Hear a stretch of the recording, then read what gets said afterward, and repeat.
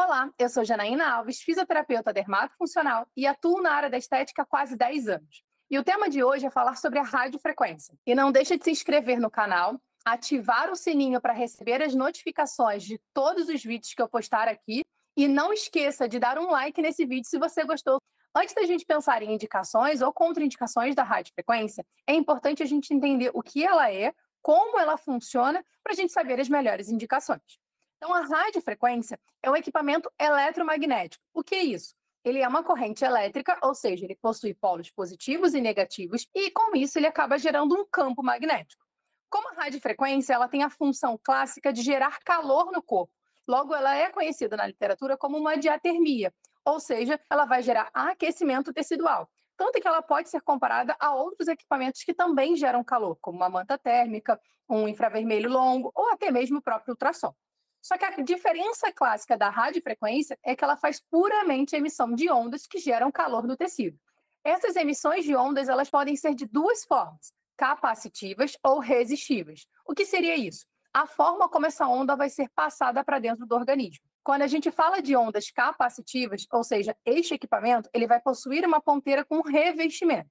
Esse revestimento faz com que proteja o calor superficial da pele, gerando o aquecimento de dentro para fora, sendo muitas das vezes mais aplicada no tratamento para gorduras localizadas, porque ele acaba tendo uma ação mais profunda, consequentemente atuando melhor no tecido adiposo. Já as frequências resistivas, elas acabam atuando com aquecimento de fora para dentro. Então, eles acabam tendo atuações melhores em tecidos mais superficiais, como a própria derme. Então, quando a gente pensa sobre essas formas de aplicação da radiofrequência, fica até um pouco mais fácil entender quais são as indicações de tratamento. Outros parâmetros que a gente precisa compreender da radiofrequência são frequência e tempo de aplicação. A frequência ela vai me determinar a profundidade. A lei da física é bem clara quando ela diz que a frequência é inversamente proporcional à profundidade ao qual ela atinge num tecido biológico. Então, se eu tenho frequências maiores, eu vou atingir tecidos mais superficiais. Quando eu tenho frequências menores, eu vou atingir tecidos mais profundos. Porém, toda a corrente elétrica ela vai tentar percorrer a menor distância entre os seus polos. Então, se eu tenho uma ponteira monopolar, ou seja, a saída de uma única frequência com uma única polaridade dela, eu vou precisar de uma placa de retorno. Quanto mais distante essa placa de retorno estiver, maior vai ser o caminho que essa frequência vai percorrer. Porém, eu vou precisar de mais intensidade para carregar mais elétrons. Então, quando eu penso num aquecimento, se eu coloco essa placa de atuação muito distante, o que ele vai trazer para mim de benefício? Chegar num tecido mais profundo. Porém, eu vou ter que aumentar a intensidade dessa corrente para ele aquecer mais rápido ou melhor aquele tecido. Então, quando eu quero trabalhar uma gordura localizada, por exemplo, ou até mesmo uma FEG, né, a famosa celulite, utilizar uma ponteira monopolar pode ser mais benéfico para o meu paciente. Quando a gente fala sobre a multipolar, e aí na prática da estética, né, de forma popular, a gente chama de diversos nomes, como bipolar, tripolar, tetrapolar, pentapolar, hexapolar, até decapolar. Ou seja, quantas ponteirinhas tem naquela manopla. Se vão ser 2, 3, 4, 5, 6, enfim, quantas vão ter. Existem, inclusive, ponteiras ímpares, mas cuidado com as ponteiras que são ímpares, porque eu sempre vou ter uma parte que não vai gerar um aquecimento adequado, podendo ter pequenos pontos de aquecimento na pele, podendo gerar, inclusive, queimaduras. Ou seja, as ponteiras pares vão ser melhores nessa distribuição de calor na superfície. Quando eu falo da ponteira multipolar, ou seja, quando eu tenho mais polos dentro daquele cabeçote, eu tendo a ter uma atuação mais superficial, porque como ele vai estar no mesmo cabeçote, o espaço entre eles de passagem de corrente é muito pequeno, atingindo uma pele mais superficial. Então, dependendo do equipamento que você for trabalhar na rádio, você ter uma manopla multipolar também dá para trabalhar, por exemplo, uma FEG, uma gordura localizada. Outro parâmetro, como eu disse, é o tempo de aplicação. Existe muita divergência na literatura do tempo ideal de aplicação de radiofrequência, mas em todos eles existe um consenso, que a gente precisa chegar na temperatura-alvo e manter essa temperatura. A divergência é quanto tempo manter essa temperatura.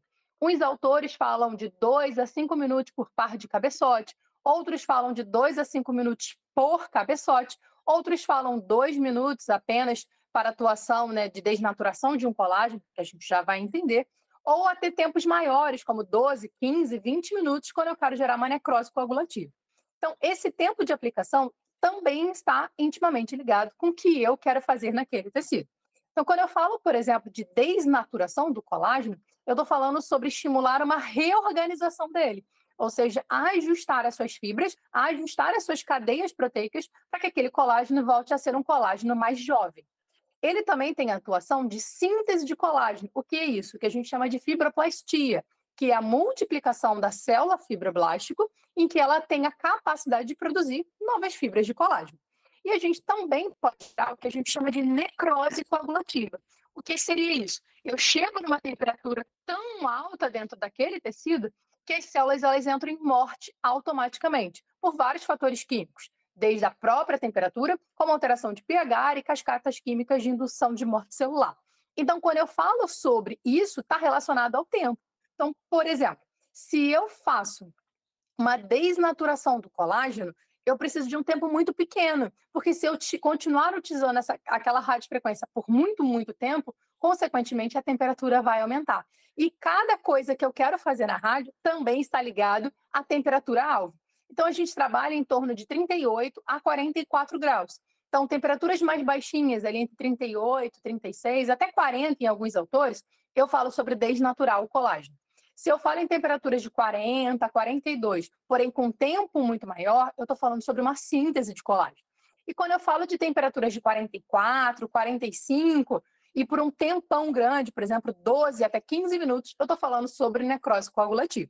Então, eu tenho que entender que, além da frequência, para saber qual tecido que eu vou atuar, além de eu saber a temperatura que eu quero chegar e além de eu saber o tempo de aplicação. Então, eu preciso correlacionar esses três fatores associados, é claro, ao tipo de cabeçote, se é resistivo ou se é capacitivo, o tipo de manopla, se é monopolar ou bipolar. Então, dá para entender que a gente precisa listar vários parâmetros para tratar o seu paciente. As indicações da própria radiofrequência são fibrose, sejam elas recentes ou tardias, pelo fato que a gente consegue atuar desnaturando essa fibrose, ou seja, esse colágeno mal formado. Podemos atuar também em lipodistrofia localizada, porque se ele gera necrose coagulativa, eu posso matar aquelas células, aqueles adipócitos e reduzir a quantidade de gordura que aquele paciente tem armazenado. Eu posso atuar, por exemplo, numa síntese de colágeno, a famosa neocolagênese, né? Ou a neoelastogênese, que é a formação de novas fibras de colágeno e elastina, rejuvenescendo a pele desse meu paciente, sejam elas faciais ou corporais. Quando a gente pensa na rádio, existe outra discussão sobre os veículos de condução de melhor atuação da radiofrequência. Na verdade, tanto gel neutro, né, gel de contato, quanto glicerina ou gel glicerinado são possíveis para atuar com a radiofrequência.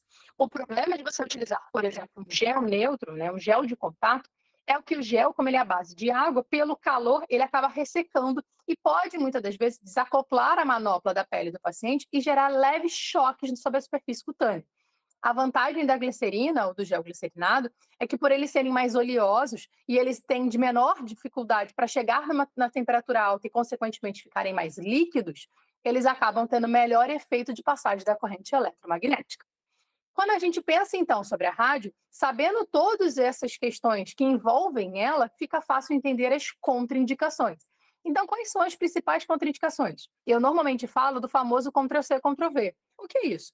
Diabetes descompensada, hipertensão descompensada, paciente que tenha hipotireoidismo descompensado, ou seja, qualquer doença de base descompensada. Aquele paciente precisa primeiro se ajustar para depois pensar em tratamentos estéticos. Mas existem algumas ressalvas em relação à radiofrequência, principalmente quando a gente fala de equipamentos elétricos instalados no corpo humano, como, por exemplo, portadores de marca-passo. Não é legal a gente fazer a rádio, porque dependendo da frequência que essa rádio esteja, ela pode sim interferir nestes aparelhos. Outra relação são as próteses metálicas. É claro que tem próteses que não vão fazer diferença, mas a gente precisa analisar caso a caso. Por exemplo, se o paciente tem um aparelho ortodôntico, professor, eu posso fazer a rádio na face? Pode. Saiba que ele pode sentir um certo incômodo do calor do próprio aparelho. Agora, meu paciente não, sofreu um acidente automobilístico, ele fez várias fraturas em face, ele é cheio de placas e parafusos em face.